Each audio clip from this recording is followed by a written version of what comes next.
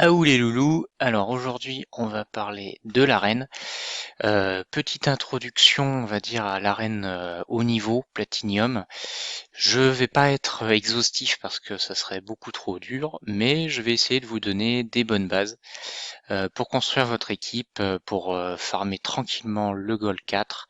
Avec tous les bots c'est très facile et donc il va falloir que tout le monde le fasse de façon efficace. On veut pas des runs de 3 minutes qui gagnent certes, mais bon 3 minutes fois 20 tokens par jour, plus les recherches, etc. Vous en avez vite fait de passer plus qu'une heure. Alors si on peut faire des runs de 20 secondes et les prendre à la chaîne, c'est quand même beaucoup mieux. Alors, dans une équipe de PVP, vous avez 4 slots. Le premier slot, ça va quasiment être tout le temps un de ces quatre-là. Arbitre, Lysandra, Siphi ou Duchesse. On a besoin de boost de speed. Heureusement, Arbitre est gratuite. Tout le monde peut l'avoir. Donc il faut l'avoir. Si vous l'avez pas encore parce que vous n'avez pas fait l'émission, bougez-vous les fesses. C'est vraiment indispensable. Et ça vous aidera d'ailleurs partout. Alors, Arbitre, elle donne 30% de boost ATB.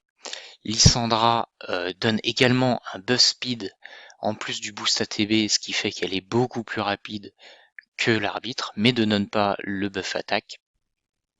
Siphi donne un petit peu de boost ATB, 10%, un buff speed aussi.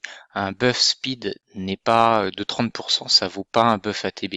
Ça veut dire que Seeker, par exemple, qui fait 30% d'ATB, est plus efficace que Siphi pour accélérer vos champions. Voilà. Donc vous voyez, une épique peut être bien meilleure que Siphi, qui est pourtant excellente, qui a d'autres qualités, mais en attaque pure et dure, en fait, vaut peut-être mieux avoir un Seeker qu'une Siphi. Alors Siphi apporte d'autres choses que le Seeker ne fait pas. Elle donne par exemple une un anti-buff, un anti-debuff, pardon. Donc c'est très bien si vous voulez attaquer un Tormine, vous commencez par Siphi et puis ensuite vous faites un buff speed. Par contre, vous n'avez pas le buff attaque, donc encore une fois, le Seeker est là. C'est vraiment, je vais y revenir souvent, c'est un champion à monter pour l'arène.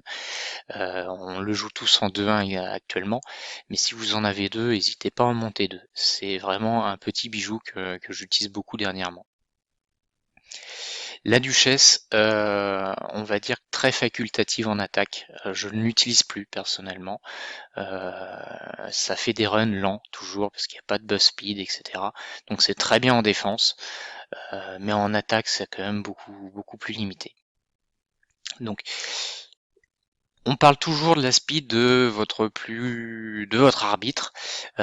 360 pour ceux qui sont en platinium, 300 c'est déjà un peu plus réaliste. Il ne faut pas oublier que si vous avez un arbitre qui fait 300, il faut avoir une team qui suit derrière. Donc pour cela, on va sur le site de Deadwood Jedi, il a un Arena Calculator qui lui-même pointe sur Zone 13 Lord. Alors, qu'est-ce qui se passe? Je vais prendre un arbitre qui a une aura de 30%. Donc déjà, vous allez plus vite que quelqu'un qui ne joue pas d'aura.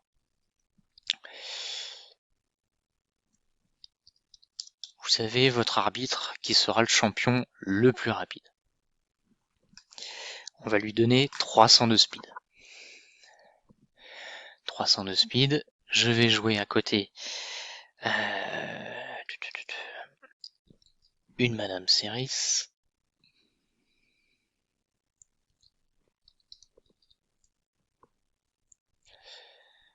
Je vais jouer un cube.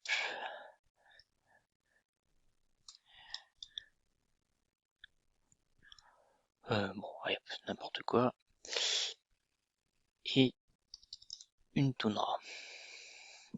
Comme je ne sais pas décrire les champions, je ne les trouve pas, évidemment. Alors, il me dit 300 de speed pour tout le monde. Je vais jouer la 2, la 3, pardon. La 3 qui correspond au bonus de speed plus le buff attaque. Donc 300, je passe à 249. Et selon la speed de base de mes champions, j'ai pas besoin d'avoir les... Donc Burgo, il a 99 de speed je crois en base, c'est pour ça qu'il lui en faut un petit peu plus pour être au niveau à cause de l'aura. Si vous jouez pas le dernier champion, si vous en jouez 3, vous voyez je passe à 244, 241, donc la speed a diminué. Donc c'est comme en boss de clan, c'est-à-dire il faut prendre en compte la speed des 4 personnages pour savoir quelles sont les bonnes speeds à utiliser pour pas être cut. Donc cut ça veut dire je vais lancer le boost d'arbitre, malheureusement j'ai des speeds 150 sur tous mes autres champions, du coup c'est l'autre qui va jouer, il va m'enlever mes buffs et du coup ça sert absolument à rien d'avoir un arbitre à cette speed là. Donc Tundra, on revient par là, donc 249, donc c'est des speeds très hautes. Avoir une Madame Series qui a 250 de speed, alors en plus il faut qu'elle joue avant les deux autres, ça veut dire qu'elle doit avoir 255, là on va avoir 252, lui il va avoir 250, avoir une Tundra qui a des taux critiques, du dégât critique à 250, c'est ultra compliqué. J'ai fait ça très longtemps, et c'est pour ça que j'arrivais pas à nuker finalement, parce que je jouais certes en premier en choisissant bien mes matchs, et j'arrivais avec une AOE genre un folie, je me dis je vais faire un block revive, bah, j'arrivais même pas à tuer un champion, des fois j'en tuais un et puis c'est tout, l'autre il jouait avec tout le reste, et je me faisais exploser. Donc là on a quand même sur une team en carton, même si lui c'est pas vraiment un bon exemple, c'est lui que je cherchais justement, Gruptuk. Donc ça, c'est la team parfaite qui va être jouée par tous les top Platinum. Vous jouez un arbitre immune, une Madame Series immune, un Gruptuk immune, une Tundra immune, vous avez la team parfaite. Il n'y a pas plus parfait que cette équipe actuellement dans la méta. Donc on enlève tous les buffs, là on empêche les buffs de revenir, donc ça empêche les Seekers de poser des buffs def, ça empêche également les Swift Parry, et Tundra qui tue, et en plus ça va donner un buff à Tundra pour taper encore plus fort. Donc c'est la compo parfaite, sauf que avoir 250 de speed en 7 immune et avoir tout ce qu'il faut, c'est impossible. Enfin c'est impossible, sauf pour le top 10 du Platinum, et encore même eux ils ont du mal à avoir tout ça. Donc moi ce que je vais vous proposer, c'est de jouer systématiquement un deuxième boost de speed. Donc par exemple, le Seeker. Le Seeker qui joue son A2, donc le Seeker il a plus que 230 de speed à avoir, donc on est passé de 300 de 250 à 230, donc déjà on gagne 20 de speed sur notre Seeker, et sur les autres, on n'a plus que des speeds à 196 au lieu de 250. Et on va dire à 200 de speed, il est largement plus facile d'avoir le set Savage sur Tundra avec un set cruel à côté qui va faire extrêmement mal, avoir, donc là du coup on va plutôt mettre Madame Series. Donc avoir Madame Series avec 200 de speed c'est rien du tout, donc du coup on va mettre les 3 sets d'accuracy pour avoir une précision la maximum. Donc du coup vous êtes plus obligé de vous sacrifier. Avant vous étiez obligé de sacrifier plein de choses parce que vous vouliez de la speed en sous-stat, alors que là dans ce que je vous propose, bah, vous avez juste votre arbitre qui va, vous allez tout sacrifier, vous allez vous retrouver comme moi, probablement selon votre chance, par exemple avec une Lysandra qui a des gants attaque %, c'est nul, c'est complètement nul attaque % sur Lysandra, sauf que j'ai une speed, j'ai un triple roll speed, donc j'ai speed 22 dessus, et voilà, j'ose même pas glypher parce que cette pièce me plaît pas du tout, mais j'ai 22 de speed, et donc du coup j'arrive à avoir 324, donc à part faire un buff de speed, ma Lysandra sert à rien, ou votre arbitre sert à rien, et c'est dommage parce qu'ils peuvent faire d'autres choses. Mais du coup je sacrifie seulement mon arbitre pour avoir le maximum de speed, et sur Seeker, Madame Series Tundra, je vais pouvoir mettre vraiment le paquet sur le stuff et faire marcher ma composition. Donc c'est pour ça que je vous recommande dans un deuxième slot de jouer un deuxième boost de speed. Donc on parle de Seeker, on parle de Cetalia. Donc Cetalia, elle fait un buff de speed en retirant les buffs de l'adversaire, donc elle a un double effet, donc elle fait Madame Cerise plus buff en booster la TV, donc vraiment elle est excellente. Vous avez Kaimar qui fait un reset, donc là soit vous allez reset le cooldown de votre buffer, soit vous allez enlever les buffs. Il fait lui-même lead speed, ce qui veut dire que vous pouvez faire un lead speed avec Kaimar, suivi par exemple de Sifi.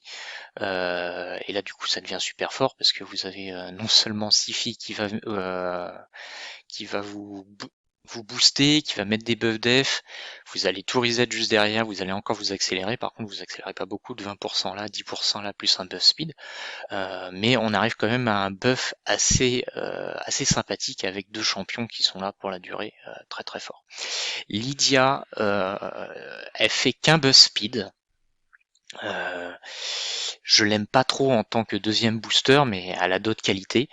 Donc que le buzz speed, grosso modo, ça vous fait gagner 20 speed sur le reste de votre team. Donc au lieu d'être à 240, vous allez être à 220. Donc là, je rappelle qu'on était à 196. L'autre avantage, elle empêche les revives. Elle va mettre aussi le buff def le week-end, le break def et le week-end. Elle va aussi taper. Alors taper, c'est à double tranchant, puisque elle a besoin de toucher pour jouer, contrairement à Ceris. Double tranchant parce que vous pouvez par exemple déclencher le buff def d'un seeker adversaire. Mais du coup, si vous pouvez rajouter une Ceris juste derrière, pour retirer le buff que vous venez de mettre. Donc on peut faire Lydia puis Ceris pour justement gérer un seeker. Ça vous permet aussi de gérer une Valkyrie. Donc vous faites taper Lydia, ça va mettre un break def sur Valkyrie. Vous allez mettre tellement de buffs que Valkyrie va probablement jouer, et donc du coup votre série peut arriver derrière et réenlever tous les buffs. Vous avez également Shatterbones. Alors je suis beaucoup en anglais parce que déjà mon jeu il est en anglais et je regarde que des vidéos en anglais, donc je connais pas forcément les noms en français. C'est la même chose que Lydia, vous pouvez même le mettre en lead si vous avez besoin de précision contre certaines teams.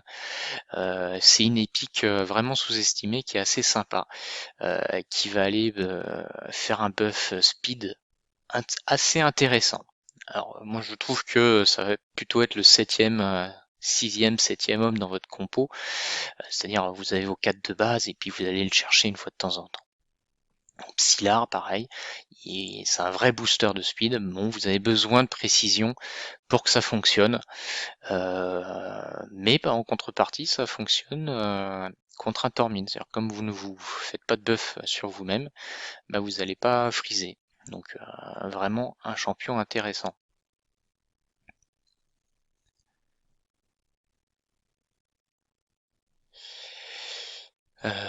Vous avez Doomscreech, pas utilisé, pas connu du tout, et pourtant il est très très fort. Il fait le 30% de buzz speed comme Seeker. C'est un cooldown de 3 tours, pas 2 tours, donc c'est un petit peu moins bon. Par contre il met un buzz speed, un buff def en plus. Donc ce buff def peut être assez intéressant si vous êtes plutôt dans une compo lente. Donc par exemple vous voulez jouer Valkyrie juste derrière, vous faites arbitre, Doomscreech, donc qui va mettre le buff def et qui va booster la speed, et derrière vous lancez Valkyrie, qui va donc lancer son shield avec le buff def, ou si vous avez un champion def pour tuer, type un Razin ou quelque chose comme ça. Alors évidemment ça vaut pas une Sifi, mais c'est une rare, et pour moi c'est la meilleure des rares à jouer si vous avez rien de tout ça là-haut. Apothicary, Gorgoraps, c'est vraiment au début de jeu, ils sont très bien, mais ils apportent plus grand chose. Le boost d'ATB, ça vaut pas ce que fait Doomscreech. Bon, puis là vous allez soigner, enfin bref, vous partez sur une game super lente. Alors que là, on veut vraiment nuke, on veut gagner en 20 secondes. Gorgora, petit aura, donc c'est petit aura, c'est petit buzz speed. Mais pourquoi pas, arbitre Gorgorap, ça vous fait 2 revives dans la team, ça vous permet de revenir si jamais ça se passe mal. En plus, son A1, il enlève des buffs, c'est plutôt... assez appréciable. Nous avons également Skytouch Shaman et Battle Sage. Donc ces deux-là, bon alors ils s'accélèrent pas, mais ils peuvent être intéressants pour retirer les debuffs. Donc généralement on va les jouer contre Tormin. Vous allez avoir Arbitre qui va accélérer tout le monde, ou Lysandra pour le cas de Battle Sage. Donc Lysandra qui n'avait pas le buff attaque va freezer la team. On a Battle Sage ou Skytouch Onset Immune qui vont retirer le freeze et qui va poser le buff attaque. Là on a des meilleurs buffs mais on n'a pas le buff attaque. Bon, je préfère la chamane de façon générale, mais si on a une Lysandra, pourquoi pas le Battle Sage, c'est ce que fait Manibal. Alors, je trouve que c'est un petit peu moins bien parce que Lysandra n'a pas le gros lead aussi, et on est quand même beaucoup moins résilient. Donc là on a du soin, on a un revive, enfin, on a des outils, on va dire, que je trouve qu'on a beaucoup moins ici. Donc une fois qu'on s'est bien boosté, ou qu'on a géré un Tormin, donc généralement ça va être un Tormin en lead, donc on n'a pas besoin d'avoir double boost, on va juste avoir un arbitre plus gérer le freeze. Donc seulement un seul set immune dans toute notre équipe, ça c'est très très fort, parce que avoir un set immune avec juste des sous-stats speed, c'est assez facile à faire. C'est pas une speed monstrueuse, on va aller chercher dans les 250 à peu près. Et c'est la seule chose qu'on recherche, on cherche pas de taux critique, on cherche pas de précision, rien du tout. Donc on arrive à les monter assez facilement ces champions-là, alors que si vous voulez une team full immune, bah, vous allez devoir farmer le chevalier de feu très très longtemps. Donc le troisième slot, on va retirer généralement les buffs et mettre un break def. Donc pour Madame Cerise, c'est celle qui est la plus jouée actuellement, c'est vraiment la plus pratique. Rae qui est également intéressant parce qu'elle va retirer les buffs, elle va freezer, bon ça permet de temporiser. Elle fait un petit peu tout, elle tape, elle fait vraiment tout quoi. Guptuk, donc on en parlait. Si on le couple avec Cerise, parce que le problème Guptuk, il va pas aller gérer les shields, il va pas aller gérer les sets immunes, mais si on enlève avec Cetalia ou des choses comme ça, on enlève tout, Guptuk il arrive, il peut poser son anti-buff et il va booster le nuker. Donc du coup on va taper beaucoup plus fort, mais en fait il est joué surtout parce que il pose un anti-buff, et cet anti-buff bah, ça permet de gérer les seekers adverses, ça permet de gérer également les swift paris, et donc d'aller très très vite. Donc Guptuk c'est vraiment dans l'idée je te nuke en 8 secondes et tu pourras rien y faire. Après, j'ai déjà vu des équipes un peu plus solides qui se basaient sur Guptuk, qui soignent tous les 2 tours, excellent. En PVP, c'est vraiment un personnage sous-estimé, il est très fort. Ghostborn, donc l'idée c'est la même chose que Lysandra, on va poser un break def.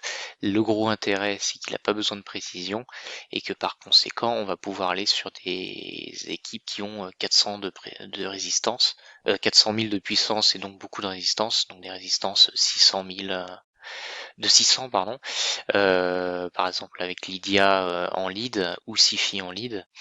Donc il va passer malgré tout, il va mettre aussi un buff attaque, donc il se coupe très très bien avec Lysandra. Personnellement je le joue avec un set stun et pas de taux critique du tout pour éviter de déclencher un seeker par exemple. Ensuite on a des warlords,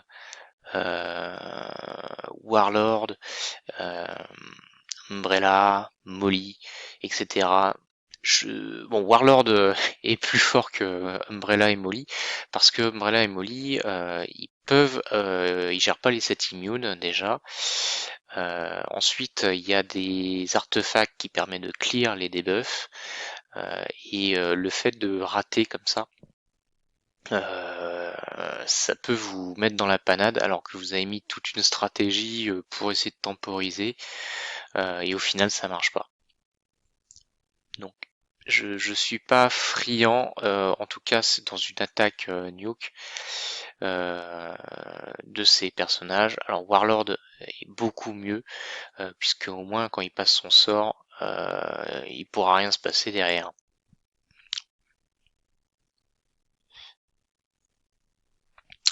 Ensuite, on a les nukers.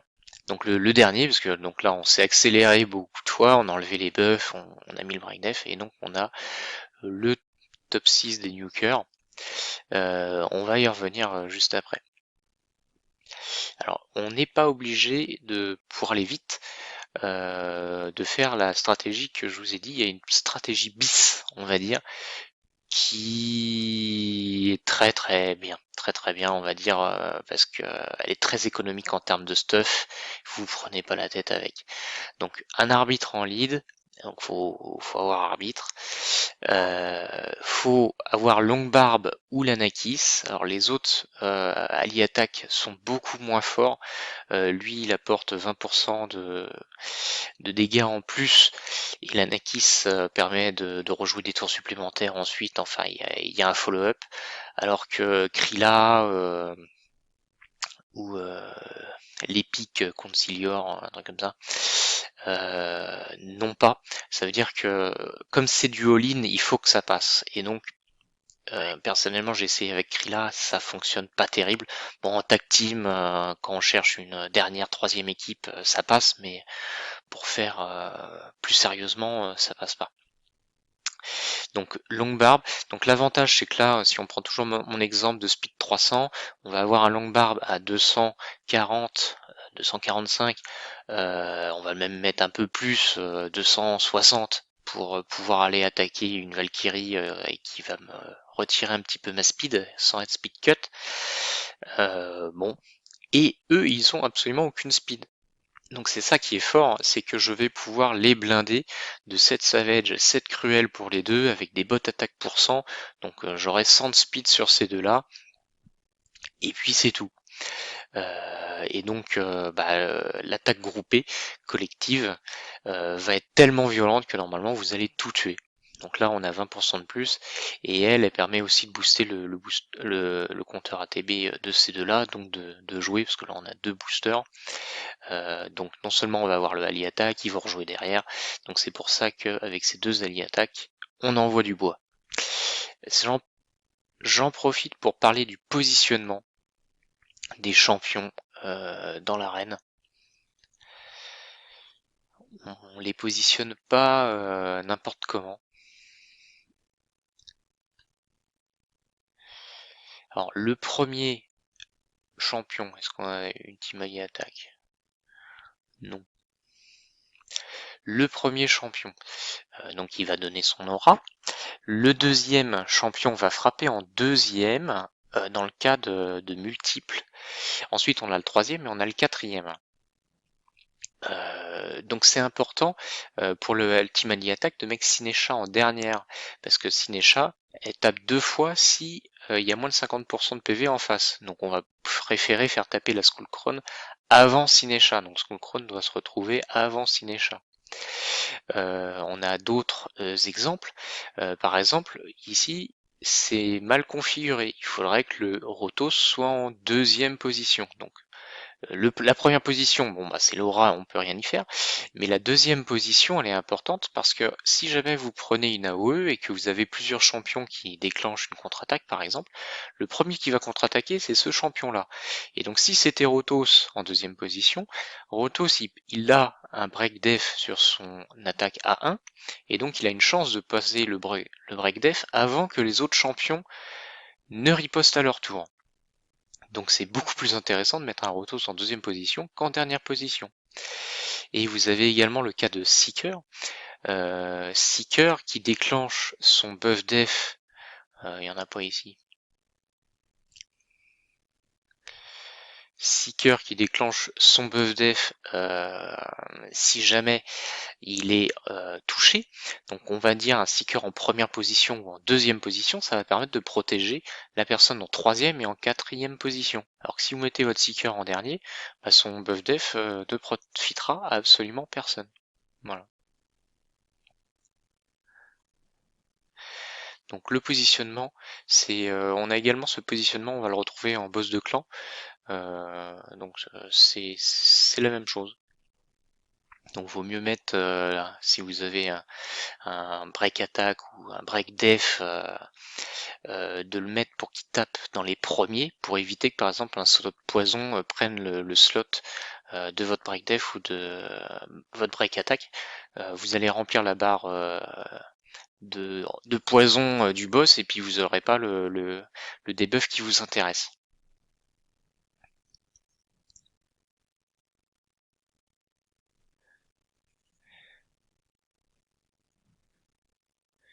Alors, on était sur le top nuker.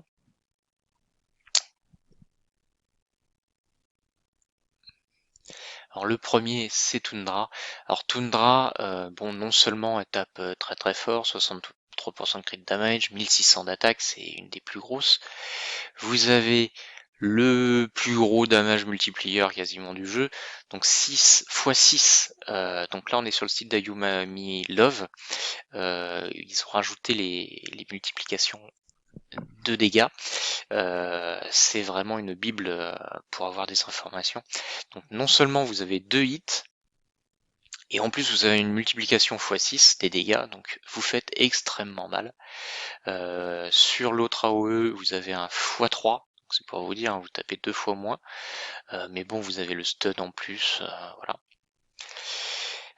Vous avez un passif bon, qui est pas extraordinaire, mais vous avez surtout beaucoup de points de vie et de défense. Alors c'est curieux pour un champion attaque de dire ça, mais mine de rien, ça vous permet par exemple de résister à un hégémon qui va taper en premier.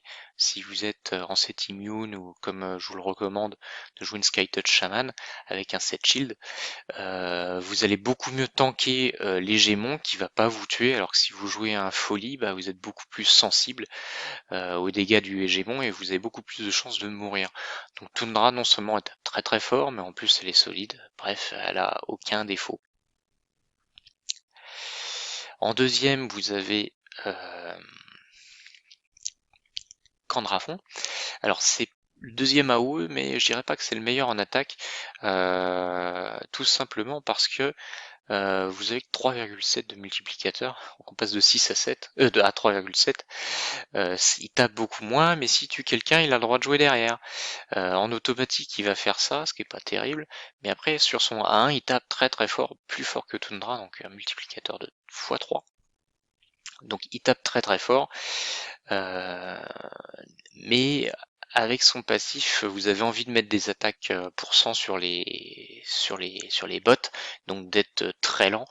Et tout son passif, donc il se met du veil, il reçoit moins de dégâts, il buff son ATB, bref, il a énormément de buffs, qui fait que vous avez plutôt envie de le jouer en défense, et c'est pour ça qu'on voit que des Candrafons en défense, qui sont lents et qui sont ultra pénibles à tuer. Ensuite, vous avez Yannika, donc très très forte, elle a un snipe x7, derrière vous avez une AOE x4,2 qui va ignorer le shield, et donc ça permet de tuer une duchesse sans réveiller le seeker, et, par exemple, et de faire une AOE sur l'équipe adverse et de tout tuer. Donc vraiment, on a le fait de jouer deux fois, de jouer la 2 puis la 3, vous tapez plus fort que Tundra dans cette configuration là. Vous avez ensuite Rotos, bah, qui a un super passif qui vous donne envie de le jouer contre Tormin, un bloc revive sur son A3, seulement x4, vous voyez, donc c'est un glace canon, ça marche qu'une fois. Bon, ici vous avez un x1,5, mais c'est x4 hits, donc on est à x6 en fait, mais comme ils sont répartis, vous n'allez pas pouvoir focus un champion, et donc finalement vous n'allez pas faire très mal avec la 1 et la 2, donc faut vraiment tuer avec lui. Ensuite vous avez Itos, qui est intéressant surtout parce qu'il a un x4,4, qu'il est void et qu'il crit tout le temps. Donc si vous avez du mal à faire une speed de 240 et que vous voulez pas le mettre de deuxième booster, il peut être intéressant. Vous le montez full dégâts critiques avec la speed qui va bien. Vous bypassez l'autocritique et vous arrivez à nuker. Ensuite, vous avez Big Un qui est juste correct à peu près partout, mais qui fait rien de spécial. Donc je vous ai présenté beaucoup de champions, mais au final on va en jouer que 6 grosso modo, une dizaine quand vous avez une belle boîte à outils comme moi, pour faire face plus d'équipes de défense possibles. Donc les fameux double boosters, le set shield, de quoi enlever tous les debuffs et le gros nuker. Finalement vous voyez j'en ai qu'un seul, donc j'ai qu'un seul set savage à avoir pour gérer toutes les situations. Donc normalement vous allez vous concentrer sur ces deux teams là. Je vous recommande 69 Boomer qui est un top 5 Platinum qui utilise beaucoup cette composition là avec Tundra à la place de Yannicka. Pourquoi je vous le recommande parce que alors déjà il a pas beaucoup d'abonnés, il est pas connu, mais enfin il est pas, si la personne est très connue, sauf que sa chaîne YouTube il y a peu de vidéos, il se fait pas mousser, sauf qu'il est top 5 Platinum tout le temps, et son gros avantage c'est qu'il dépense très peu d'argent, il a peu de champions, il a pas un stuff monstrueux, sauf qu'il joue très très bien, il invente on va dire des techniques comme cette équipe-là, que je sache, c'est un des premiers à l'avoir joué, et ça lui permet de contrer toutes les teams hégémons quasiment avec ça. Il attaque quasiment tout le monde avec ce genre d'équipe. Le lundi, il tue tout le monde en 20 secondes, et il finit troisième du Platinium. Donc c'est une grosse référence de se dire que ce genre d'équipe, 3 épiques et un leg arrive à finir top 5 avec des speeds pas énormes. Je sais que son arbitre il a 320 à 69 Boomer, donc vous voyez on peut côtoyer le haut du classement sans être complètement dans la stratosphère au niveau des champions et du stuff. Donc allez le voir, c'est ce qu'il fait, c'est très très bien. Donc mes champions, à quoi ils ressemblent, le chercheur je l'ai pompé sur Boomer, je suis en PV%, en set shield, j'ai mis une bannière résistance parce que je me suis dit que ça pouvait être une bonne idée de résister en plus à l'hégémon en face, bon sachant que j'avais du PV en sous-stat, une bonne speed et une chance en plus de retirer les debuffs. C'est grâce à ce genre de petit 8%, plus 8%, plus 8%, que vous passez de 90% de win à 98%. À force de mettre plein de petites choses de votre côté, ça finit par se réaliser. Au niveau des maîtrises, j'ai pris ces deux maîtrises là qui permettent de renforcer mon équipe. Donc il va absorber les dégâts de mon équipe, donc lui il va prendre cher, mais comme il a que des PV plus un buff def, plus plein de choses, il risque pas de mourir, et puis même s'il mourait il est presque là pour ça. Donc c'est le tanky de l'équipe et il prend pour les autres. Donc Lysandra, qui est mon personnage le plus rapide, j'ai opté pour de la précision supplémentaire, pour vraiment me dédier au Platinium. Là je sacrifie tout mon stuff, je prends ce qui fait le plus de vitesse possible, jusqu'à avoir des gants attaque %, donc c'est pas bon. Taux critique parce que Lysandra tape fort, ou HP ou def %, ça aurait été mieux, mais j'ai que ça de disponible, donc j'ai pas glyphé pour pas gaspiller un bon glyphe dessus. Mais j'ai plus 22, plus 20%, pareil avec attaque % là, donc ça m'intéresse pas, mais au moins ça me donne beaucoup de speed. Un arbitre en immune, donc pour les hégémons, quasiment que pour les hégémons d'ailleurs, mais bon, dès que vous arrivez en Platinium, vous avez tellement d'équipes hégémons que si vous les gérez pas, vous passez beaucoup de temps à rafraîchir pour trouver une équipe que vous pouvez affronter. On essaie de lui donner de la précision pour pouvoir enlever les buffs adverses. On a ensuite Lydia. Je l'ai trouvée intéressante après 2 mois d'essai infructueux en 7 immune finalement. Au début je voulais mettre beaucoup de résistance, mais j'ai fini par tout changer pour mettre de la précision. Et en 7 immune parce que elle est assez... j'ai qu'une seule série déjà, et donc contre Hégémon ça me permet d'avoir un buff de speed. Ensuite, ça me permet de mettre le break def, le weaken, d'accélérer un petit peu ma compo, de gêner l'adversaire, de taper. Donc je l'ai fait taper, hein, vous voyez, j'ai taux critique à 100% quasiment.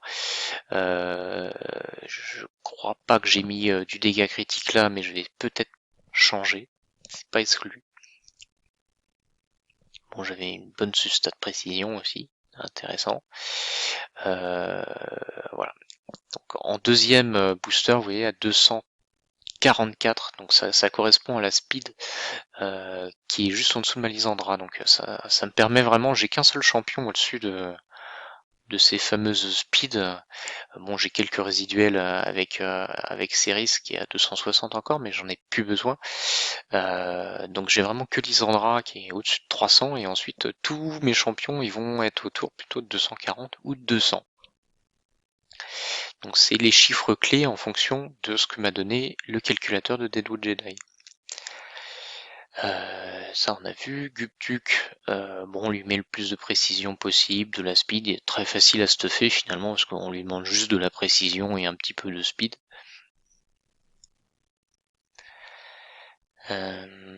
Folie en immune, on peut voir qu'il est à 100% de taux critique, plus 159 de dégâts critiques. Yannicka qui a un tout petit peu plus de dégâts critiques, 3700 de bonus, qui a un plus d'attaque aussi. Mais elle tape beaucoup plus fort parce qu'elle va ignorer 30% de la def adverse et c'est complètement monstrueux cette différence. Voilà mes maîtrises. Ça c'est compatible avec Guptuk. Donc ça c'est vraiment un champion dont je suis très fier actuellement. Speed seulement de 200, j'essaie de le monter, ça me permettra de monter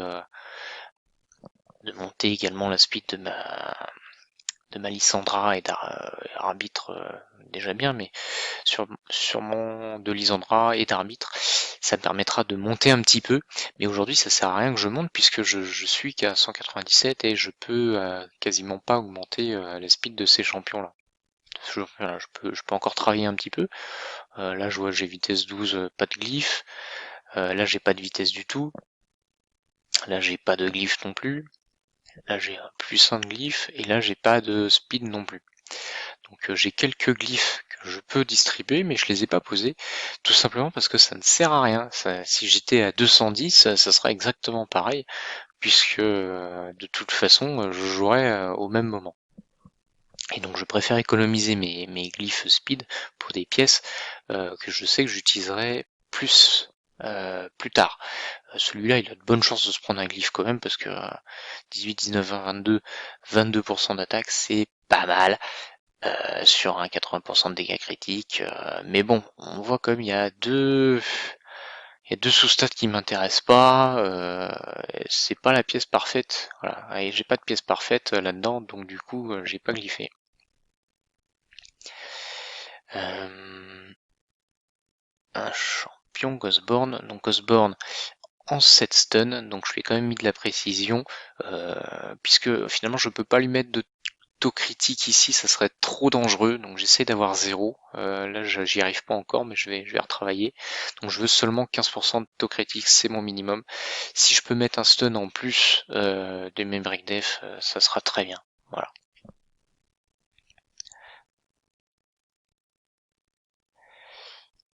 La chamane. La chamane en cette immune, on veut des PV en plus, mais donc c'est assez facile, hein, vous voyez, elle a rien, pas de pression, pas de résistance. C'est le set immune du pauvre, mais elle remplit parfaitement son rôle. Au niveau des maîtrises, plus de vitesse quand il se passe quelque chose, grosso modo. Donc avec ça, je vous ai dit, c'est une maîtrise dangereuse, mais sur chaman, ça va, puisque c'est elle qui doit jouer en première pour nettoyer tout le monde. Et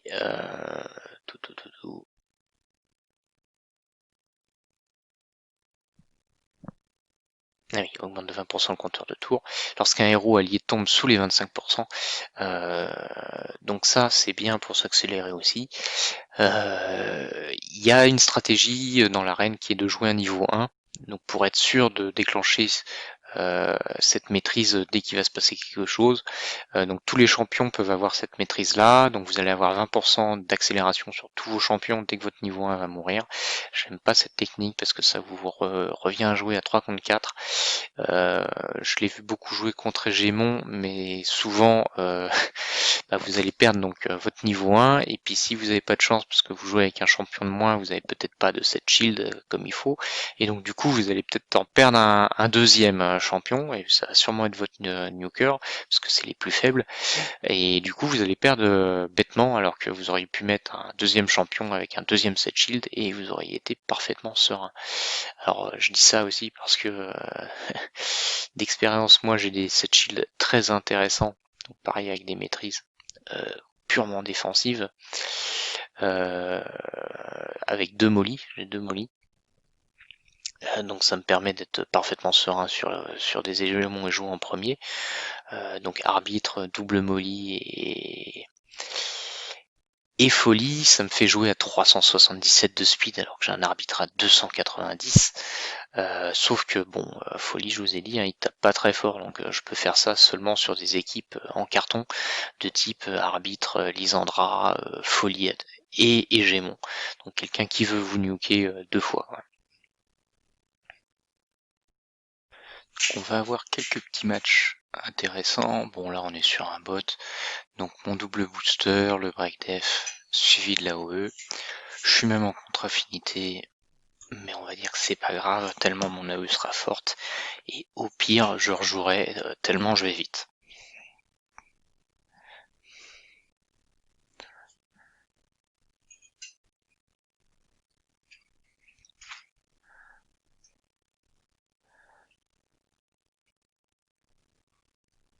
Voilà, 11 secondes.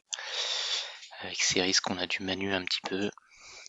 Alors ici, niveau 53, donc normalement ça reste un bot. On a quand même un lead, Lysandra, donc on n'est pas sûr de jouer en premier. Mais comme il est niveau 53, ça ressemble furieusement à un bot, même s'il a une belle équipe, puissance que de 135, il y a tous les indicateurs qui sont au vert pour se dire que ça va bien se passer.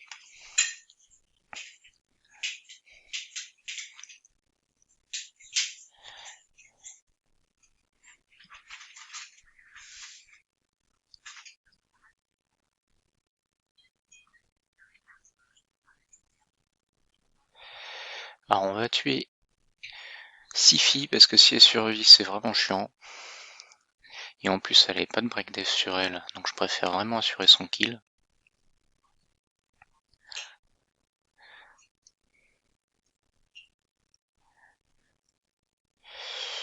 Alors une team Hégémon, niveau 85, donc là on est plus sur du bot. Ça n'a pas l'air très très rapide, même si ça va être rapide, parce qu'il y a quand même un lead speed. La combo est assez ennuyante, on a un gros shield. Donc ça veut dire que je peux pas jouer juste un folie tout seul. Donc du coup, on va y aller avec Seeker. Seeker qui va tanker légèrement. On va retirer tous les buffs et on espère être plus rapide que lui. Même si on n'est pas plus rapide, du moment qu'on est plus rapide que mon tanking, ça devrait aller. Il a une belle puissance power aussi. Ça veut dire faut pas se rater.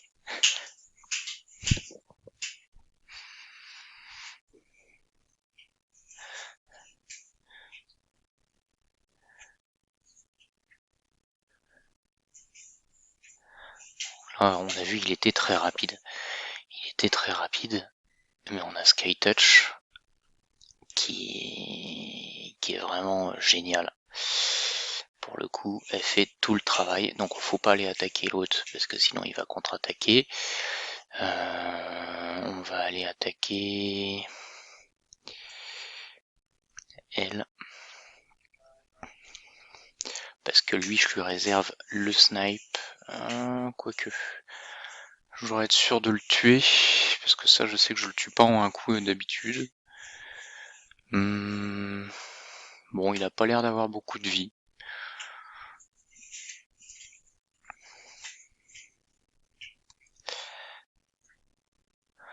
Voilà. Donc finalement, même en parlant, ça va très très vite contre ce genre d'équipe et de façon assez sécure, du moment qu'on a compris ce qui allait nous arriver dessus. Voilà. Il pouvait rien se passer là, je suis immune, il a rien pour m'enlever mes buffs. Le pire des choses qui pouvait arriver, c'est que j'avais pas les bonnes maîtrises, qui fait que j'aurais été cut, ça veut dire que ma shaman n'aurait pas joué en première, donc c'est bien pour ça que j'ai enlevé les maîtrises plus 15% de speed sur les coups critiques, ici et ici. Donc je peux pas être cut. Le pire des choses qui aurait pu m'arriver, c'est qu'Hegemon me tue quelque chose. Bon, j'ai un chercheur en lead plus son shield, donc j'ai vraiment tout fait pour que ce soit impossible à arriver. Donc le roi de la montagne aurait pu jouer. Mais alors pour qu'il joue, il aurait fallu qu'il soit plus rapide que mon Seeker, qui est quand même dans les 250. Ça existe pas, un Mountain King même avec Aura 250, c'était très très peu probable. Donc finalement, j'étais sûr de mon coup, quoi.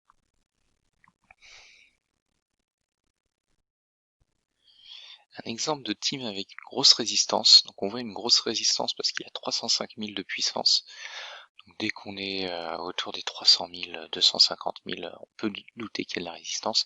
Mais surtout, il a un lead résistance avec Lydia. Donc on suppose que la duchesse a beaucoup de résistance, donc dans les 600 de résistance probablement. Donc ça fait 700 de résistance avec le plus 100 du lead. Toute la team ne doit pas avoir beaucoup de résistance. Et seulement, ça doit se concentrer seulement sur duchesse. Donc l'idée c'est que si je pars avec ma Céris, je risque d'enlever tous les buffs de tout le monde, sauf de la duchesse. Je vais pas réussir à la sniper parce qu'il doit y avoir un shield en plus ici, voire ici, donc peut-être double shield. Donc je vais pas réussir à la tuer. Elle va réanimer tout le monde et ça va recommencer. Donc je pourrais peut-être y arriver à passer sous le shield avec Yannicka dans cette composition. C'est possible que ça passe parce que tout le monde n'a pas de shield. Mais on va se dire que ça passe pas. Et donc je vais utiliser Ghostborn. Ghostborn, l'avantage c'est que donc il a un break def qui passera tout le temps. Donc là je vais jouer en premier. Ghostborn va déclencher en plus le Seeker qui va mettre le buff def. Sauf que le Seeker il est qu'en deuxième, donc déjà ça je sais que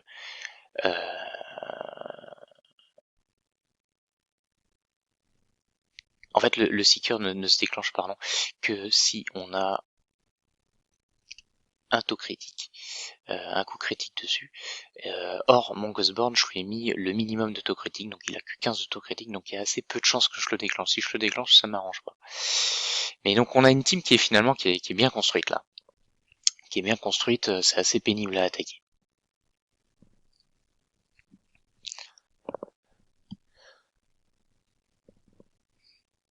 Donc c'est un niveau platinium là. On est dans dans le haut classement du Gold 4, mais c'est clairement une équipe platinium. Donc et ben en plus il nous met un set immune.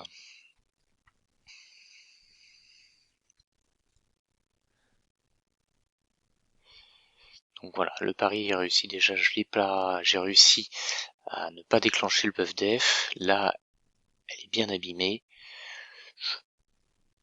Je la snipe, donc déjà le bonus anti-AOE, il est parti. Et là je passe sous le shield avec Yannicka, je détruis tout le monde.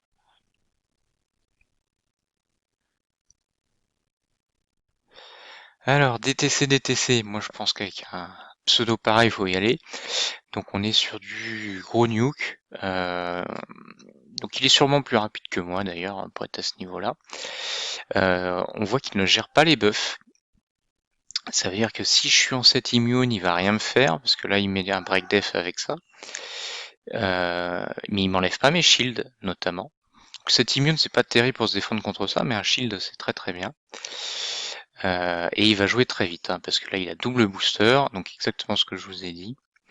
Et il termine par folie. Alors, le problème, c'est que ça, en team défense, bah, on sait ce qu'il fait. On sait ce qu'il fait. En team attaque, c'est très fort.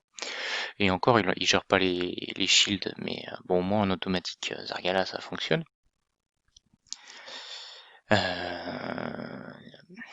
Mais en défense, c'est pas extraordinaire. Donc toujours Sunslash en dernière pour proc le plus vite possible. Seeker en premier ou en deuxième, lui parce qu'il fait le break def sur son A1, donc quand il va riposter, je voudrais taper avec un break def pour les deux derniers. Donc là c'est la position de défense. Enfin la meilleure défense que je puisse proposer, on va dire, sur ce genre de nuke.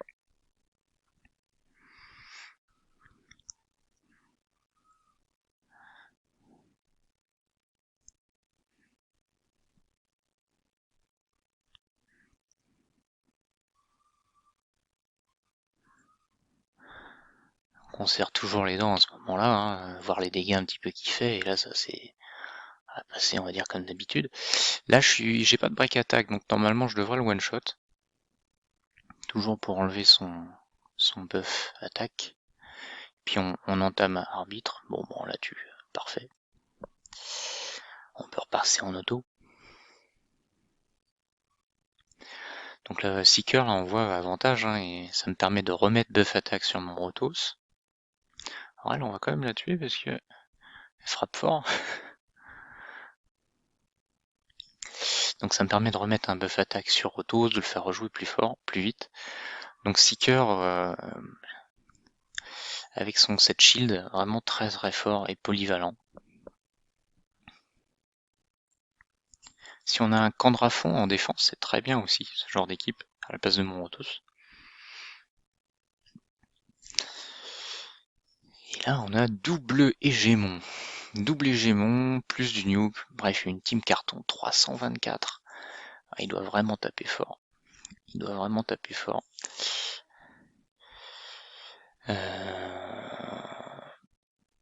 Donc je mets 2 set shield. Pareil, j'ai le break def sur la 1. J'ai 2 set shield, donc je vais jouer en premier. Avec ces 3 là, je suis sûr de jouer en premier.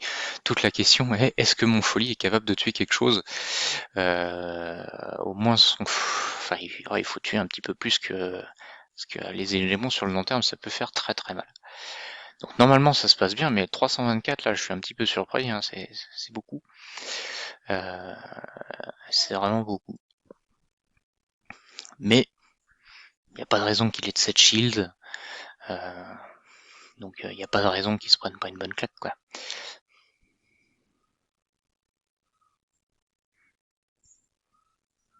Vous avez vu, j'ai 2 set shield. Bah, mon folie il est pas si solide que ça, hein. Il a pris cher. Hein. Il a pris cher.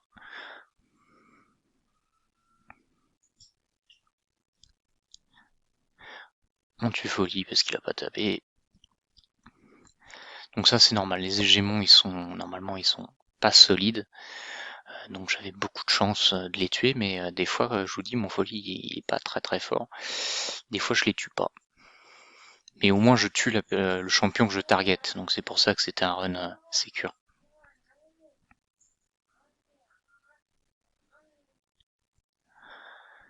Que du boot, donc on va dire aucun intérêt. On prendra une team nuke et puis on tuera tout ça.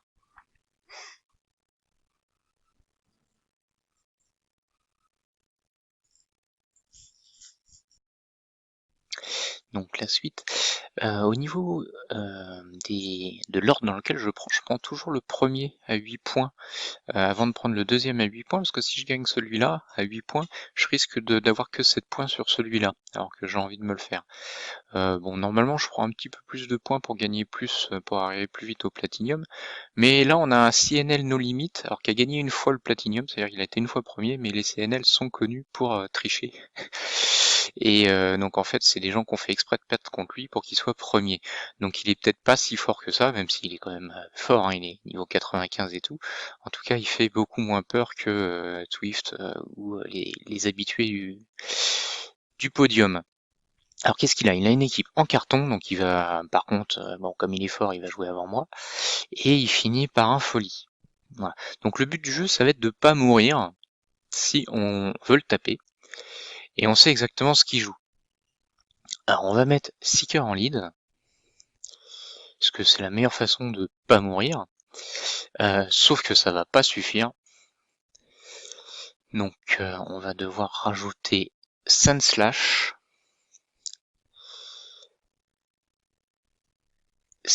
donc qui va nous mettre un Ali protection.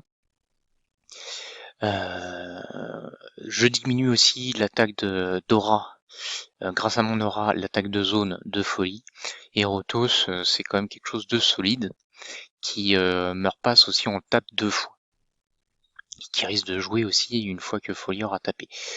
Donc normalement ça passe contre ce genre d'équipe. Faut pas qu'il y ait Tundra, parce que s'il y a Tundra, il commence à y avoir des stuns, et du coup moi je peux pas jouer.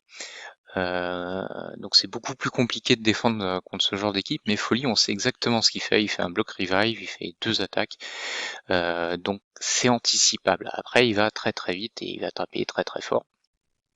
On pourrait presque tenter de mettre 2 Tormines pour essayer de le freezer, mais bon, comme Folie est immunisé au freeze, normalement ça se passe plutôt bien. Je pense pas qu'il soit en set immune, mais là on risque d'avoir du set immune sur ces 2 autres.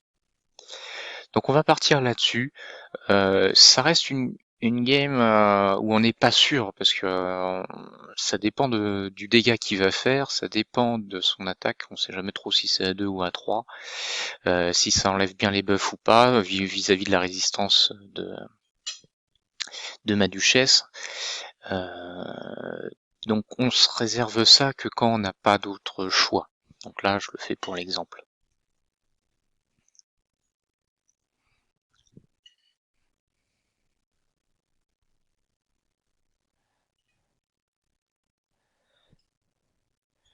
Alors il avait un immune seulement sur folie, étrangement.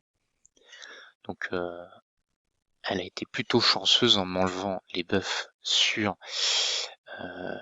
ma duchesse et en mettant un Troufir aussi là, donc ça m'embête. Mais bon, je suis encore en vie, donc finalement j'ai réussi à faire le plus dur. Ah zut, et puis là je me suis trompé d'attaque. Mais ça me sert plutôt bien au final. Normalement j'aurais fait la 2, parce que si je le perds la 2, c'est pas grave, au tour d'après je peux faire la 3. Alors je vais le tuer juste parce qu'il a un buff attaque sur la tête, donc s'il se fait revive, bon, au moins il aura pas le buff attaque sur la tête.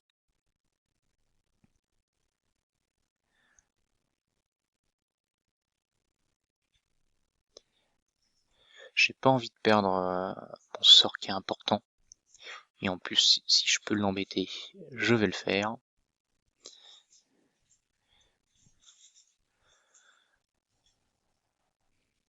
D'où l'intérêt d'avoir du taux critique sur Sandslash. Vous voyez, elle avait pris 0 dégâts au début, grâce à son invincibilité.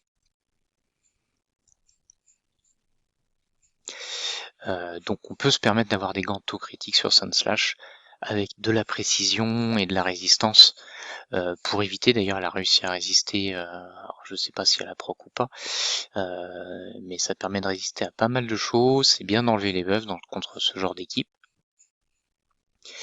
Rallonger mes buffs, enfin là sur le long terme il peut absolument rien faire quoi. Il faut que son folie joue et arrive à me tuer Duchesse très rapidement, sinon Duchesse va ramener sans arrêt Rotos. Sandslash et Seeker ils mettent la pression quand même, parce que les deux tapent avec des provoques. Mais vous voyez, c'est assez long, hein, 2 minutes. Bon, j'ai pas de chance sur les enchaînements de Rotos. Mais comme je suis parti sur un mode défense, bah voilà, c'est 2 minutes. Après, mon Rotos aurait pu avoir de la chance et one-shot l'arbitre dès le début, donc ça m'aurait fait économiser pas mal de temps. Donc là, niveau 56, un lead speed très douteux. Donc là, on est sur du bon vieux bot. Alors j'ai reset, mais j'avais regardé avant. J'avais 45 minutes à peu près avant de cooldown avant un autre token. J'essaye de pas prendre mes 10 jetons si j'ai moins de 45 minutes pour éviter de perdre un jeton tout simplement. Donc là je vais retourner sur ma compo habituelle. Il manque le nuker. Alors il y a 2 bleus. Bon. Donc folie en nuker a été plus efficace. Mais encore une fois, j'ai tellement de marge sur mon set Savage que même en contre-affinité, je vais leur faire ultra mal, même sur un wikit.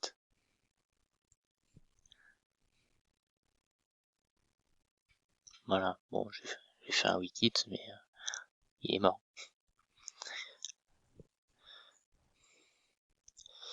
Alors celui-là, bon, c'est pas un bot normalement, niveau 77.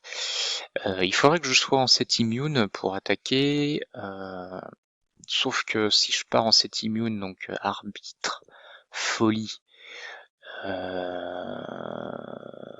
bah, le problème c'est que il y a Valk qui peut jouer entre temps, on sait pas trop quand, elle peut me déstabiliser. Et du coup elle peut casser mon cycle. Ou alors je pars sur Duchesse, donc ça va être super lent. En gros c'est chiant, j'ai pas envie de faire une game de 3 minutes là-dessus, je suis à peu près sûr de gagner. Par contre si je prends arbitre et folie en mode nuke, là je suis pas sûr de gagner du tout. Il pourrait m'arriver quelque chose, je me fais cut, tous ces trois là, même les 4 ils frappent tous. Donc si je veux assurer, il faudrait que je parte sur Duchesse. Et du coup ça va être une game lente, et c'est plutôt pénible. Voilà. Donc moi j'aime beaucoup même si c'est peu joué finalement en Platinium, mais Tormin en lead avec Valkyrie derrière, ça pose beaucoup de soucis pour se faire attaquer. Donc là, on a une team de défense qui est pas un bot, mais qui a pas de lead speed, ce qui est un petit peu bizarre. Un petit peu bizarre cette équipe. Donc on va juste la nuke, puis on va essayer de comprendre s'il avait prévu de faire quelque chose.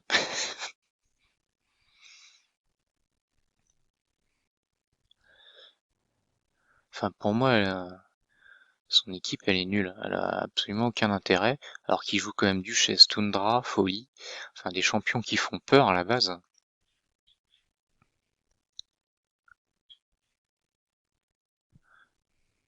Alors peut-être qu'il peut y avoir des sets Swiss Paris.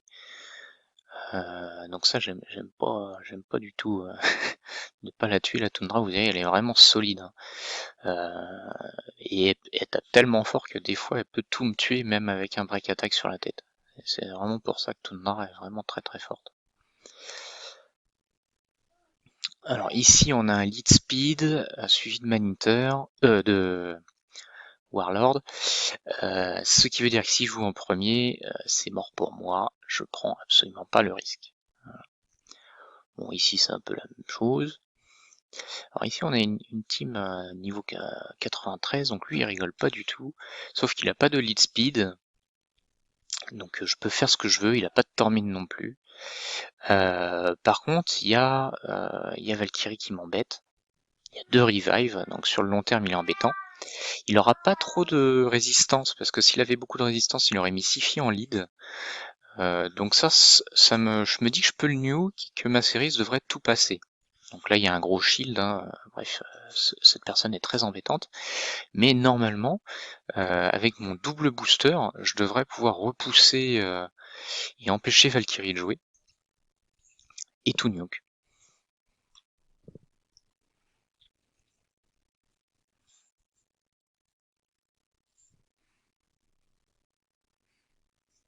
Alors il a pas de set shield, je suis très étonné.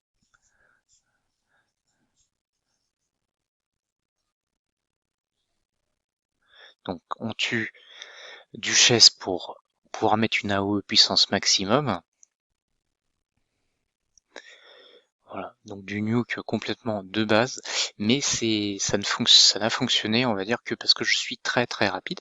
Très rapide, c'est relatif, je n'ai que arbitre à 320, mais j'aurai un arbitre à 320 sans double booster, donc le reste de ma troupe sera à 240. Je pense que Valkyrie aurait joué entre temps et ça serait peut-être beaucoup moins bien passé. Donc le fait d'avoir double booster fait que je suis très très rapide. Bon, Lysandra a aussi repoussé probablement Valkyrie un petit peu, donc je suis encore plus rapide que mes fameux 200 qui sont sur Yannicka. Mais belle team que je tombe, hein. Très belle team qu'on tombe de façon très rapide, 16 secondes. Nous avons ici une team piège, double booster, du break def, ça finit par NAE, c'est très rapide. On met un sticker en lead, on tank tranquillement avec Sunslash à la fin et on gagne facilement. Ici on a une team Hégémon en carton, donc comme je les aime, qui est très rapide derrière. Oups, celle-là.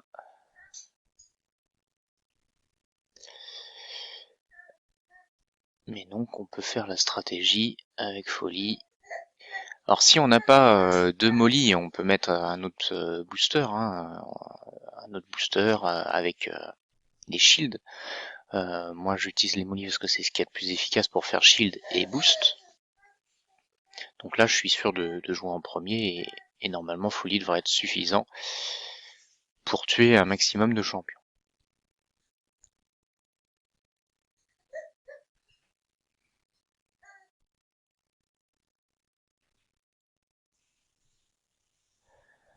Donc on a parfaitement tanké. Je vais tuer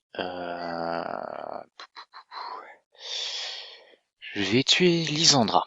Lysandra parce que arbitre en fait est solide et je suis pas sûr de le tuer. Alors que Lysandra j'étais à peu près sûr de le tuer et Gémon c'était aussi une bonne cible à tuer. Mais au moins avec Lysandra il aurait pas été très vite derrière, ça me permettait de jouer tranquillement. Là on a encore une team Hégémon. Hégémon il a l'air assez lent. Donc on va parier sur le fait qu'il est lent. Parce que là il a un gros set shield, donc je vais pas pouvoir faire la même stratégie.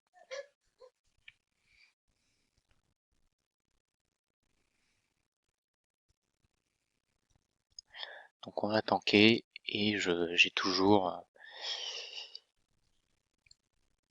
Ceris plus Yannicka pour tuer, donc je les utilise vraiment dans toutes mes compos quasiment. Et c'est donc l'avantage d'avoir des champions polyvalents. On l'a vu, il tapait très très fort celui-là. Heureusement que j'avais Seeker qui a mis le buff def.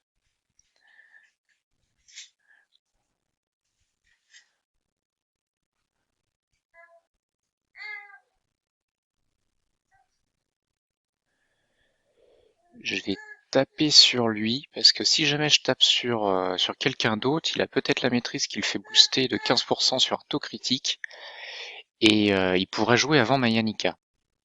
Alors que si je le tape, bon, si quelqu'un d'autre prend un boost, c'est pas grave.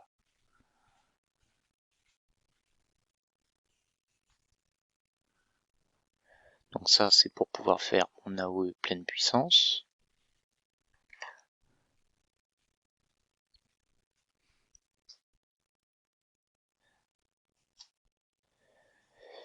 On a la même équipe ici, exactement la même, dans un ordre différent. Je dirais pas qu'il y a d'ordre particulier à avoir, vu leur champion.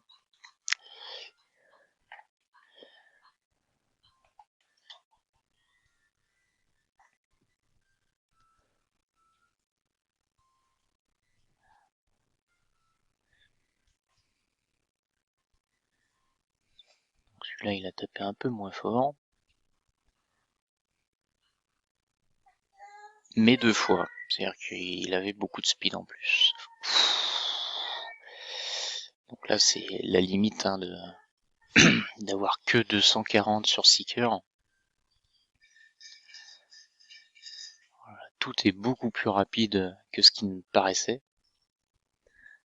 Donc Donc j'aurais tout le monde à 260 comme chaman, il n'y aurait pas eu de souci. Mais c'est là où on voit que j'ai un stuff quand même de pauvre.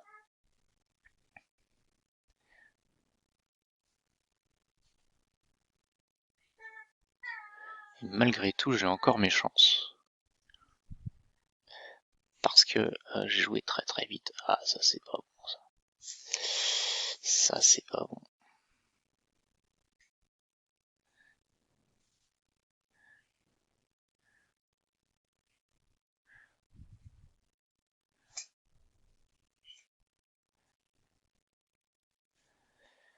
Donc là, c'est mort. À moins que j'arrive à faire une méga AOE avec un break attack sur la tête, et déjà c'est pas sûr que je joue. Voilà, il était très très rapide. Bon, il est niveau 100, hein, généralement on a des beaux clients au niveau 100, hein. Mais c'est là où on voit que les stuffs, ça change tout. C'est-à-dire que lui, on l'a passé sans aucun souci, et lui, bah, ma speed était pas suffisante pour jouer, alors que j'étais à pas beaucoup, à 20 de speed de le battre, puisque j'ai eu le temps de jouer avec Skytouch Shaman, mais pas avec le reste. Donc là, c'est à moi de travailler sur mes stuffs pour pouvoir battre ce genre d'adversaire. Ici, on a une grosse AOE plus Valkyrie. Alors, c'est pas mal. Donc grosse AOE, ça on sait qu'on les tient facilement avec Seeker.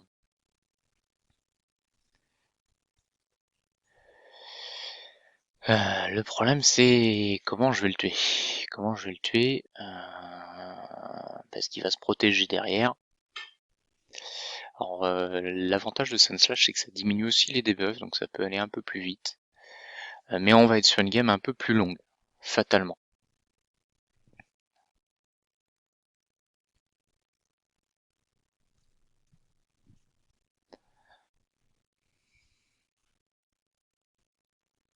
Mais je suis assez friand, on va dire, des teams un peu carton. Donc il a 2 champions faciles à tuer, plus folie. Alors il y a Valkyrie qui compense un petit peu, qui permet aussi de nous cut. Alors je vais pas taper folie, j'ai pas envie qu'il m'entame. Après il y a des beaux buffs partout. Bon, on va quand même taper folie. On va même tuer folie.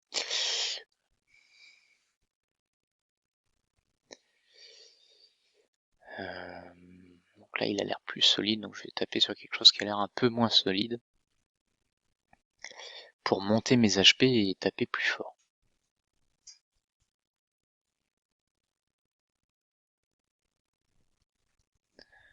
Alors ça va l'obliger à me targeter moi. Puis comme j'ai tous les buffs sur la tête, je vais me prendre moins de dégâts parce que s'il avait targeté Rotos, ça peut faire plus mal. Donc là j'augmente la durée de mes buffs. Donc là vous voyez 3 tours, 2 tours. Seeker plus Sunslash, c'est vraiment très très bon combo défensif. Est-ce que je vais aller l'embêter? Il va jouer plus vite. C'est pas, ça va pas changer grand chose. Je vais plutôt la tuer évidemment.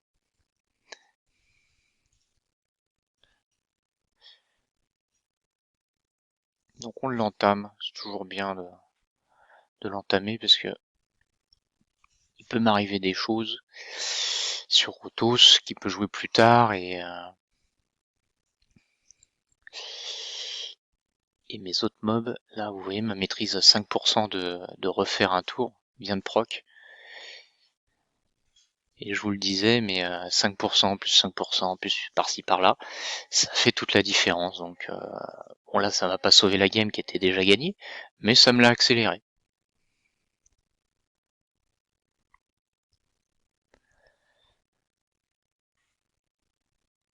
Donc Daily Speed, c'est pas du carton derrière. Grosso modo, je peux me faire tuer par une toundra. Là, je pourrais tanker évidemment. D'ailleurs, c'est une team qui est pas faite pour nous tuer vite. Sauf que il va être très long à tuer, très très long à tuer. Donc j'y vais pas. Alors, on a encore une team Hégémon avec gros tankage. Donc, toujours le même problème, on sait pas à quel speed il est. Là, il a un buff de speed quand même.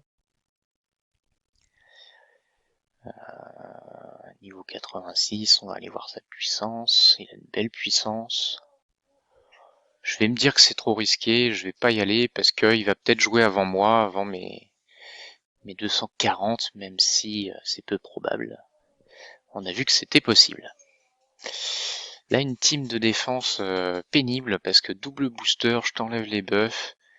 Donc du coup, Umbrella, elle est mieux. Je vous ai dit, c'est pas terrible parce que ça gérait pas les sets immunes, etc. Mais si on les enlève juste avant, déjà la team est un petit peu mieux.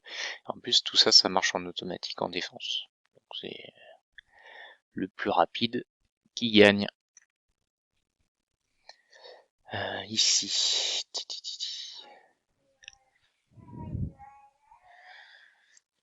Hmm.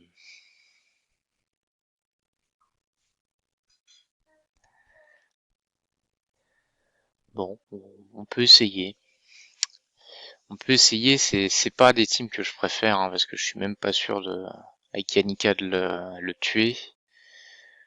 Ouais, je vais pas essayer. En fait, vaut mieux s'abstenir. Vous avez suffisamment, bon là je suis en platinium, donc c'est beaucoup plus dur de choisir mes matchs, mais on a quand même suffisamment de bons matchs pour avoir un minimum de refresh et vider tous ces tokens. Voilà, ça me plaît déjà beaucoup mieux. Donc j'ai mon, mais je sais qu'il va pas être très solide. Il y a aucune raison qu'il ait un set shield dans tout ça, alors que là il peut y en avoir. Il peut avoir des Swift Paris. Alors là aussi il peut avoir Swift Paris, mais c'est beaucoup moins probable qu'il ait Swift Paris sur ces deux-là. Au pire il l'aura ici, mais elle va être toute seule avec un break attack sur la tête. Non, pas de break attack sur la tête. Parce que je vais devoir utiliser ma team speed. Parce que lui il est rapide derrière. Il est rapide.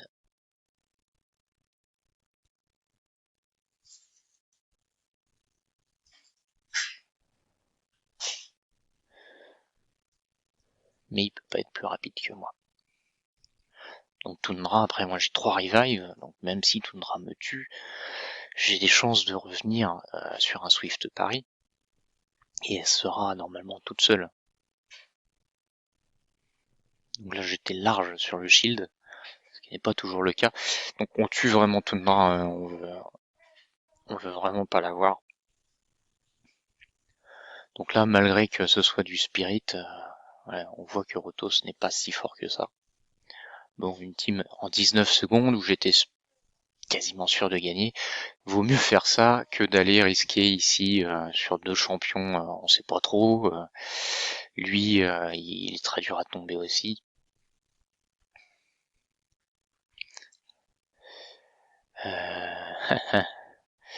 Alors team intéressante avec Sepulcher qui peut annuler un coup. Du coup, Folie qui tape qu'une fois ou mon snipe, elle pourrait annuler en fait le coup de snipe que je mettrais sur Duchesse. Et donc, avec Sepulcher, qui est pas un perso d'arène très réputé, bah ça pourrait mettre ma strat en péril et je vais pas essayer. Ici, bon, on retrouve le même que tout à l'heure. Donc, je vais me le refaire.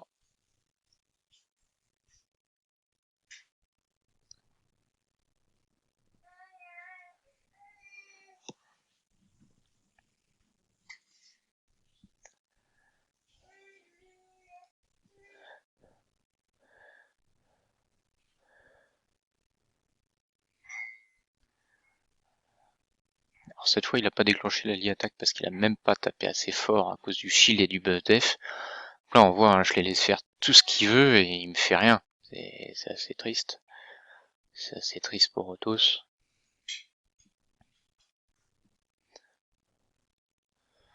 Donc moi, je fais exactement la même.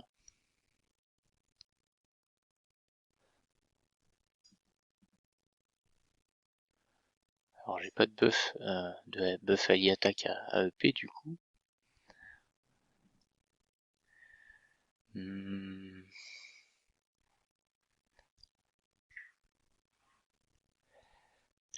pense pas que ça changera grand chose. De toute façon, il va jouer avant.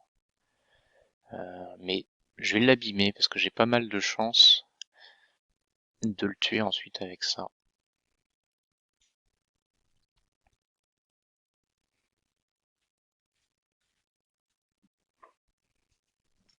Donc là, je peux repasser en auto, je cible l'arbitre avec Rotos. Une team sans lead speed, mais avec Valkyrie, donc qui peut m'embêter au niveau du turn meter. Mais il n'y a pas de Tormine non plus, donc normalement mon double booster de speed, c'est bien. Je sais que j'ai quand même un avantage pour tuer les duchesses grâce au snipe de Yannicka. Je passe sous les shields aussi avec Yannicka, donc même si elle intervient à un moment donné, ça sera pas optimum. Il y aura quand même le buff dev que je vais pas pouvoir gérer. Mais normalement, ça se passe pas trop mal sur ce genre d'équipe, même si tout n'est pas parfait, hein. Il y a ces deux-là qui sont embêtants parce que je les gère pas. On essaye de passer au travers, on va dire. Après, il y a toujours les sets Swift Paris qui sont très forts, hein. Sur Contrafond, je vous disais, champion de défense, bot attaque, mais c'est vrai que le Swift Paris sur ce champion-là est très régulier. Et on comprend pourquoi, parce qu'en défense, même si tout le reste se fait tuer, et s'il survit, il peut tuer tout le monde, vu que je vais y aller avec une team nuke, et quasiment tout le monde joue des team nuke en attaque. Il peut, en plus il est rouge, quasiment, il y a peu de personnes qui jouent encore Yannicka, il y en a quand même un certain nombre, mais la plupart des personnes jouent Tundra en attaque.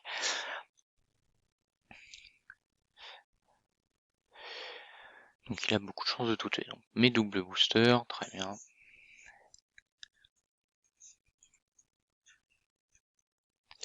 Mais là on est en platinium, mais on n'a plus trop le choix, il n'y a plus de bots. Donc on est obligé de prendre un certain risque. Donc déjà la résister à Malissandra, c'est pas la meilleure nouvelle du monde.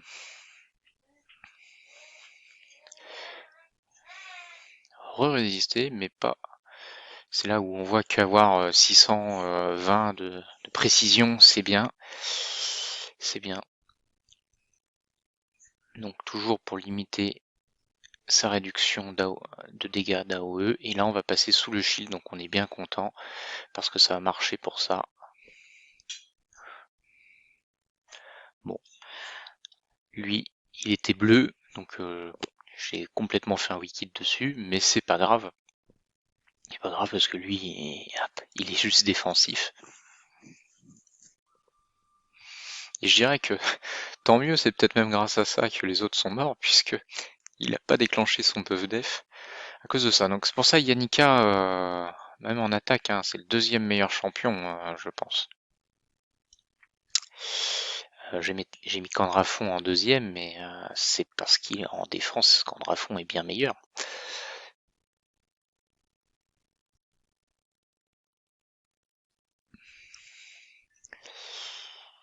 Alors là, on a une team résistance, enfin, puisqu'il met un lead résistance. Combien? Mais que 284, donc il doit pas avoir de la résistance partout, mais probablement une grosse résistance sur Sifi. Là, j'hésite à passer sur Ghostborn, mais comme il a pas une grosse résistance partout, et que je voudrais enlever le shield qu'il a probablement ici, pour pouvoir tuer Rotos, en fait, même si je rate Sifi, alors que j'ai un snipe dessus, donc même si j'arrive pas à lui mettre des buffs, il y a pas mal de chances que je la moche énormément avec Yannicka. Au moins ça permettra de tuer tout le reste. Et en jouant à l'usure, il pourra pas revive tout le monde, parce que de toute façon il revit qu'un seul champion à la fois. Donc je vais rester comme ça.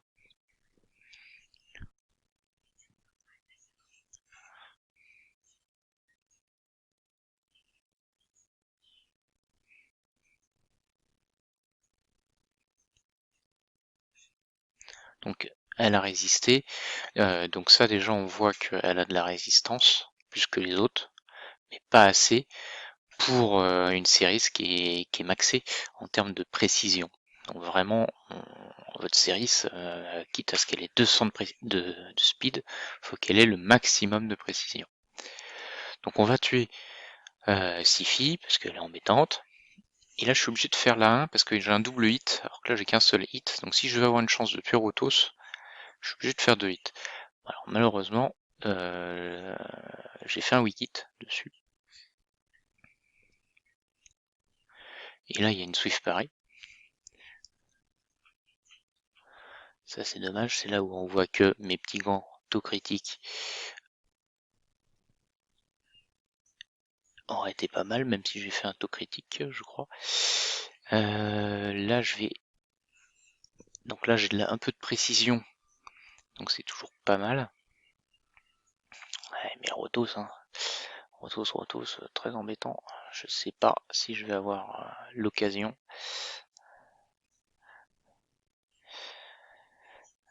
De revive suffisamment.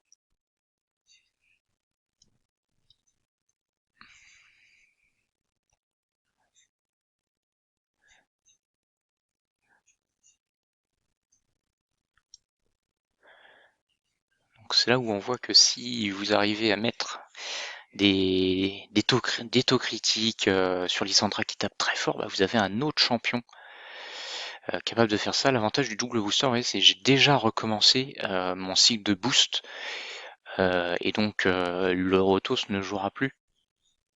Il ne jouera plus jusqu'à ce que j'arrive à le réanimer ou le tuer. Vraiment à l'usure.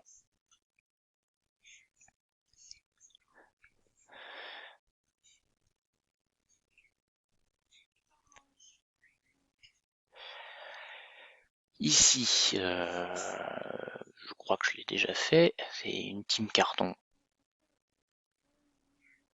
et Gémon. Donc faut juste s'assurer de jouer en premier.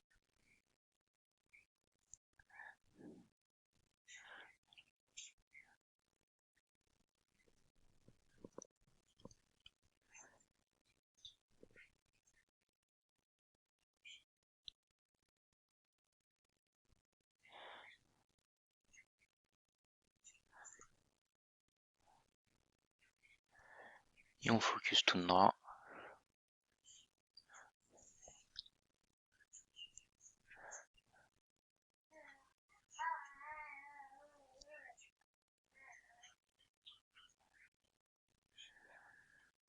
Voilà, easy win, alors que c'est une team qui fait très très peur hein, sur le papier. Il y a plein de champions horribles.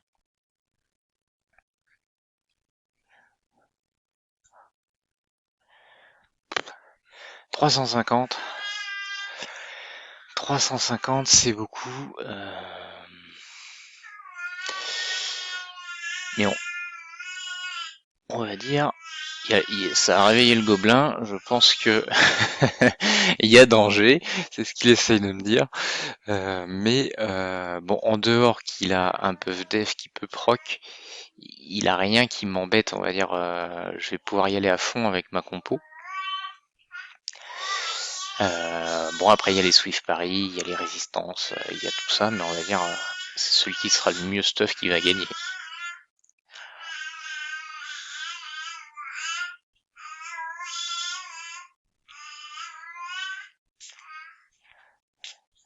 Il joue en premier, très très bien, comme ça me donnera plus de chances de lui enlever ses buffs.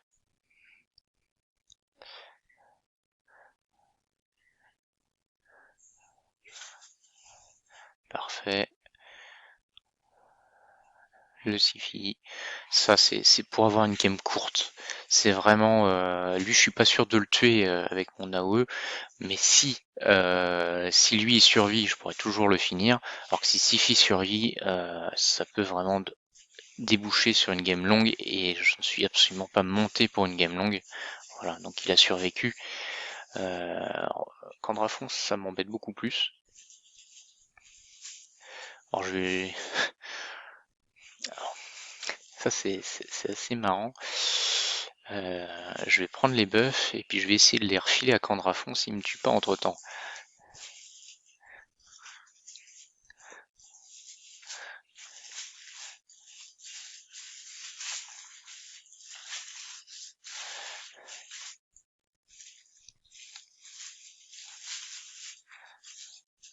En fait, il a déjà, il a déjà le breakdef, mais c'est assez marrant que Lissandra, des fois je fais exprès de taper sur Krisk pour prendre les buffs, et au tour d'après je fais la 1 sur un autre champion, et je transmets les buffs. Et ce transfert, a priori, ne peut pas être résisté.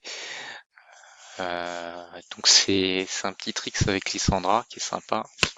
Le Swift Paris, quand moi j'ai tout utilisé. Là j'hésite à l'utiliser, mais je pense que c'est mieux.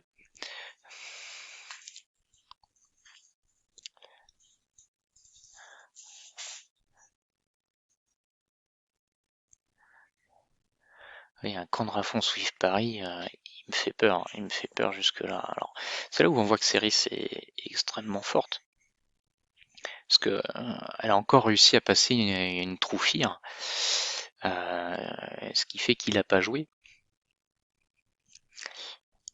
Et ça rend, encore une fois, c'est 75% qui jouent pas. Donc ça rend, en additionnant 8 plus 5, plus 75, etc. Donc on met de plus en plus de chances de notre côté, en optimisant absolument tout. Moi j'ai plus de tokens, donc on va s'arrêter là. Donc une team alliée attaque qu'on va contrer. La seule chose qui diffère d'une team alliée attaque classique, c'est qu'il n'y a pas Sinécha à la fin, mais Bigun. Je préfère avoir Sinécha à la fin quand je défends, parce que Bigun, il fait des stuns et on sait jamais ce qui va arriver. C'est aussi pour ça que j'ai de la résistance sur ma Sandslash, pour avoir plus de chances de résister. Et en gros, je trouve qu'il est beaucoup plus difficile de défendre contre ce genre d'équipe, en tout cas avec ma stratégie, alors que Sinécha tape plus fort. Voilà.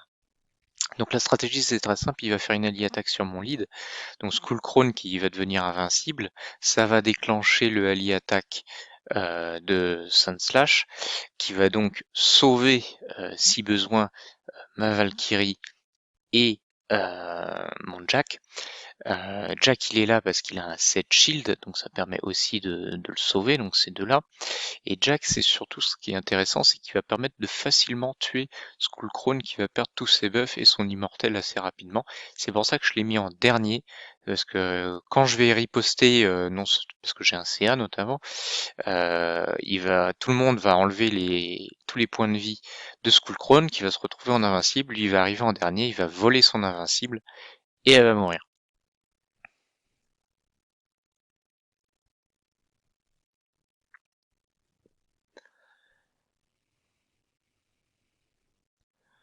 Je peux même défendre en cliquant sur arbitre pour qu'il soit la cible prioritaire. Donc là j'ai une riposte qui me permet alors,